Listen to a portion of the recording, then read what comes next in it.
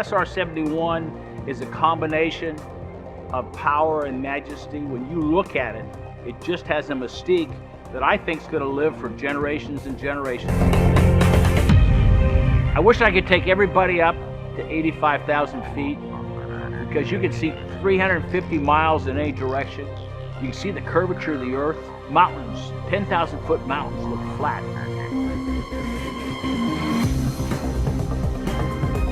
I can say without a question is that people knew that there'd be an SR flight, and when they cranked those engines, the Buick Wildcat would scream. Then when the SR engines came on, people from around the base would just kind of stop. 117 decibels, that's what the SR was on takeoff.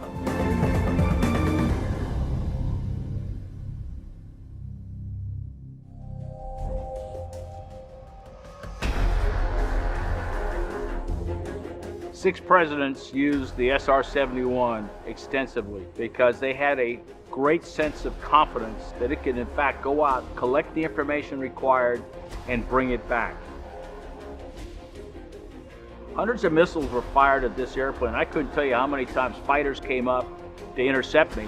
I remember part of our missions when I was flying in the late 70s was fly through rings of SA-5s. We knew it was a very capable missile system. They weren't concerned too much about the SR, but they were very concerned about others, and they figured we could collect enough information and we could understand how that missile system would work.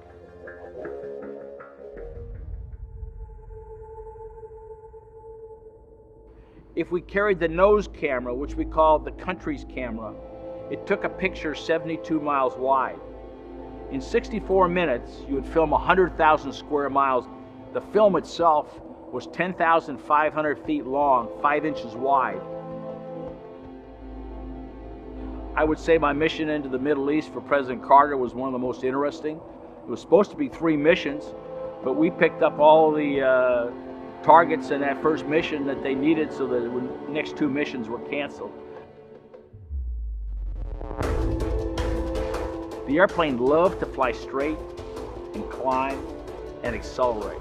Most of the time at altitude, 80 to 85,000 feet, it was kind of like a nice Beamer or a Cadillac.